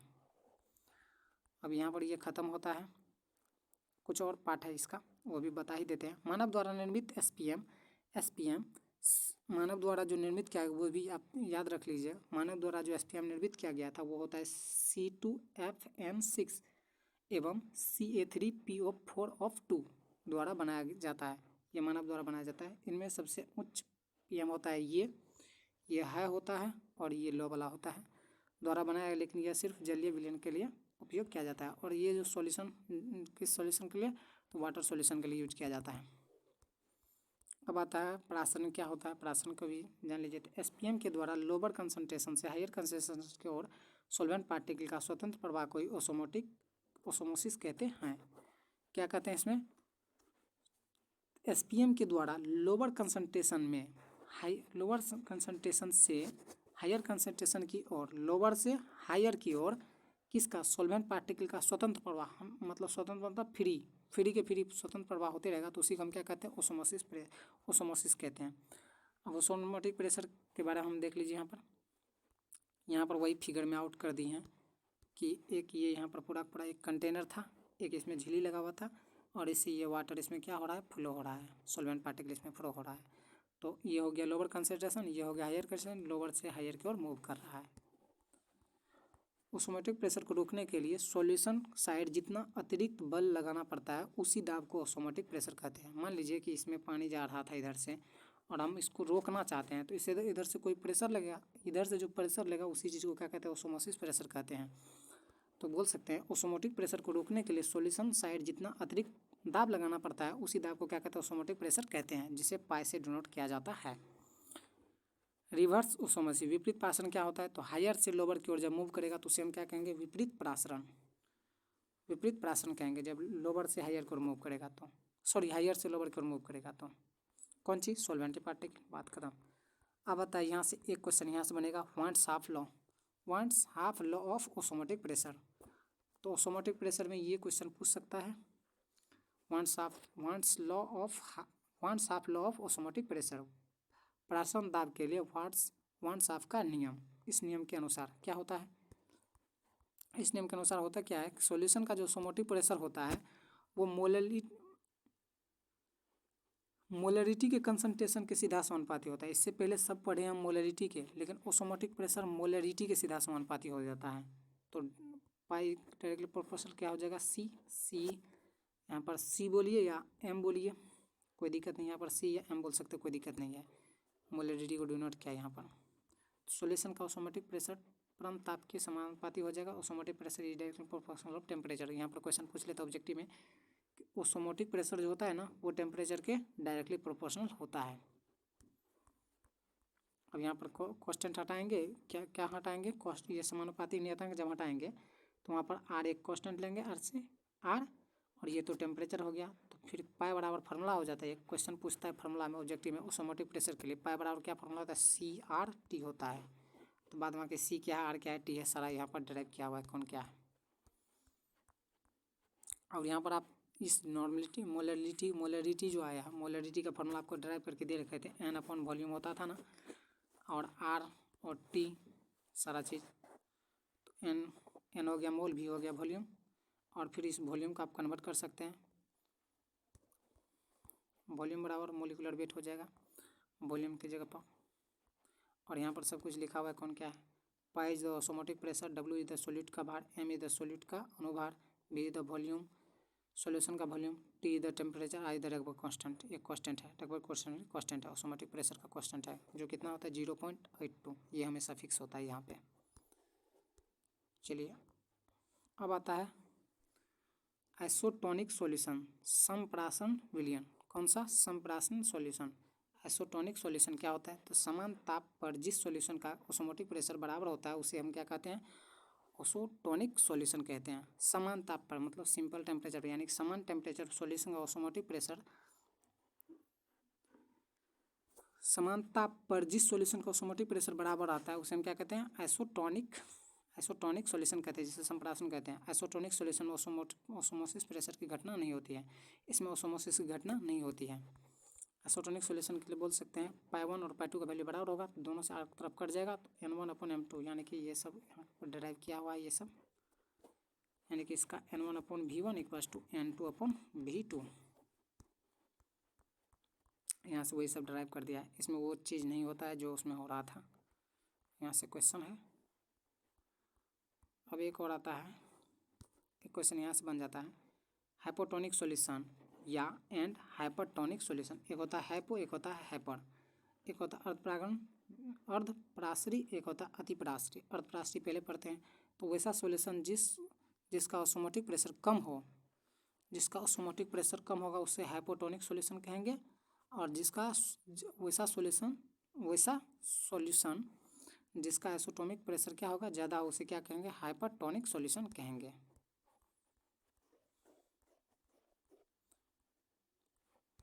यहाँ देखिए, इस प्रेशर में सॉल्वेंट पार्टिकल का फ्लो हाइपरटोनिक सॉल्यूशन से हायर टोनिक सॉल्यूशन की ओर होता है।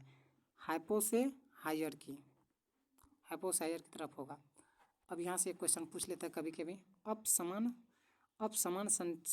अनुसंख्यक एवं अपसमान अनुभार, इस पर रिलेशन पूछ लेता है कभी कभी। तो ये क्वेश्चन पहले इसको हम पहले एडिट कर देते हैं आपको। क्या है ये, तो बोल रहा है समान अनुसंख्यक गुण क्या होता है, नॉर्मल कोलिगेटिव प्रॉपर्टी। तो यदि सॉल्यूशन में सॉल्वेंट डालने पर सॉल्यूट का आणविक स्टेट में कोई परिवर्तन नहीं होता है तो उसे हम नॉर्मल कोलिगेटिव प्रॉपर्टी कहते हैं। यानी कि सॉल्यूट अगर सॉल्वेंट में डालेंगे और कोई चेंज नहीं होगा तो उसे हम क्या कहेंगे, समान अनुसंख्यक गुण कहेंगे। तो यहाँ से एक फार्मूला बन गया, molecular state of the solute does not change normal colligative property. कोई चेंज नहीं करता इसकी कोलिगेटिव प्रॉपर्टी को। अब आता है अब समान संख्यक अनुगुण। तो कोलिगेटिव प्रॉपर्टी, तो वह सॉल्यूट जब किसी सॉल्यूट को, यानी कोई सॉल्यूट होगा उसको सॉल्वेंट में डालेंगे और कोलिगेटिव प्रॉपर्टी में चेंज करेगा यहाँ पर।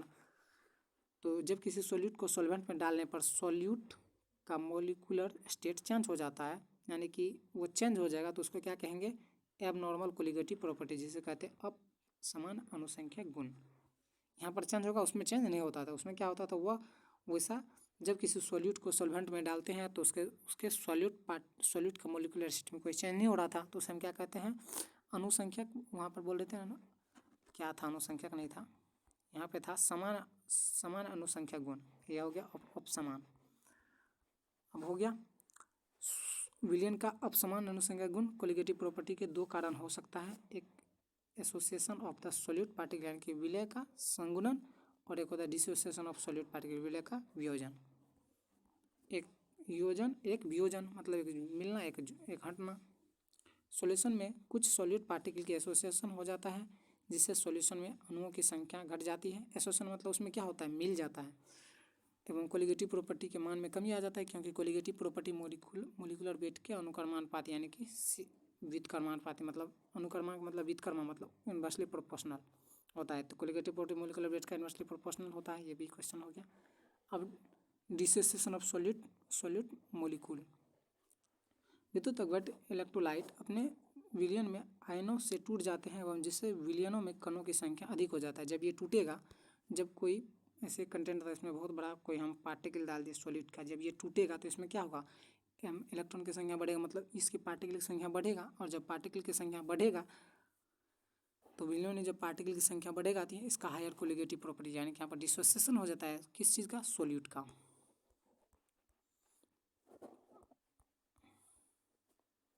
ये सब कुछ नहीं है। वन साफ ऑफ फैक्टर्स यहाँ से क्वेश्चन कुछ भी नहीं है। दोस्तों लगभग ये आपका ये चैप्टर कंप्लीट हो रहा है, अब इसमें से कोई क्वेश्चन आने वाला है नहीं। एक क्वेश्चन यहाँ से पूछ लेते हैं, इसलिए हम ये इश्यू ढूंढ रहे थे। एक होता है नॉन आइडियल सोल्यूशन। अच्छा, आइडियल सोल्यूशन कहेंगे जो राउल्स लो, यहाँ से आपको पहले समझा देते हैं। आइडियल सोल्यूशन यहाँ पर हम बोल देते हैं आपको, आइडियल सोल्यूशन कहेंगे क्या, किसे कहेंगे, तो जो राउल्स लॉ को क्या करे, फॉलो करे, उसे क्या कहेंगे, आइडियल सॉल्यूशन। जो राउल्स के नियम को पालन करे, जो राउल्स के नियम का पालन करता है उसे आइडियल सॉल्यूशन कहते हैं। जो राउल्स के नियम का पालन नहीं करता उसे क्या कहते हैं, नॉन आइडियल। नॉन आइडियल का ये फॉर्म ये हो गया। वैसा सॉल्यूशन जो राउल्स के नियम का पालन नहीं करता है तथा जिसके आयतन एवं एंट्रोपी दोनों परिवर्तन होता है उसे क्या कहें, ideal solution, non ideal solution कहते हैं। तो सिंपल परिभाषा लिख सकते हैं, जो राउल्स के नियम का पालन नहीं करते उसे नॉन आइडियल सॉल्यूशन कहते हैं। यानी कि अनादर्श एक होता है आदर्श, आदर्श मतलब होता है आइडियल, अनादर्श मतलब होता है non ideal. Non ideal solution के लिए जो राउल्स के नियम का पालन नहीं करें, यानी कि राउल्स का नियम क्या था, पीएस जो था ना इन दोनों के सम के बराबर होता था, पीए और पीबी के बराबर होता था, पीए और पीबी के प्लस के बराबर होता था। तो लेकिन इसमें नहीं होगा क्योंकि ये नॉन आइडियल है। नॉन आइडियल सॉल्यूशन को बिहेवियर ऑफ आचरण सॉल्यूशन के प्रकृति के आधार पर दो भागों में बांटा गया, एक पॉजिटिव डेविएशन एक नेगेटिव डेविएशन। यहाँ से क्वेश्चन नहीं पूछता है, पॉजिटिव डेविएशन नेगेटिव डेविएशन से क्वेश्चन नहीं पूछता है।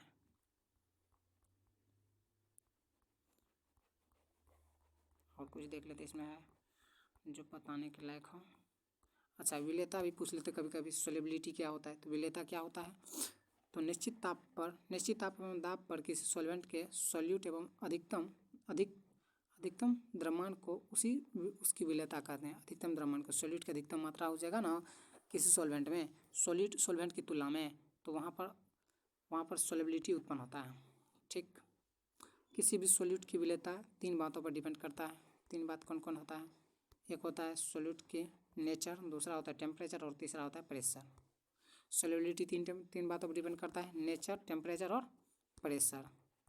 सॉल्युबिलिटी एक गैस इज लिक्विड, विभिन्न गैसेस सॉल्यूट में भिन्न द्रव सॉल्यूट में भिन्न सीमाओं तक सॉल्युबल होते हैं। किसी द्रव के सॉल्वेंट में गैसेस सॉल्यूट की विलेयता निम्न बातों पर डिपेंड करती है, गैस की द्रव की आकृति पर, द्रव का टेम्परेचर पर, द्रव की गैस में कोई दाब पर। और कोई क्वेश्चन है नहीं यहाँ से, और कोई क्वेश्चन बनने वाला है नहीं। अच्छा, ये क्वेश्चन यहाँ से पूछ सकता है हेनरी लॉ क्या होता है, हेनरी यहाँ से क्वेश्चन पूछ सकता है। स्थिर ताप पर किसी दिए गए द्रव में किसी गैस के विलेयता को आरोपित के लिए समानुपाती नियतांक होता है। तो हेनरी लॉ किस पर फॉलो करते हैं, गैस।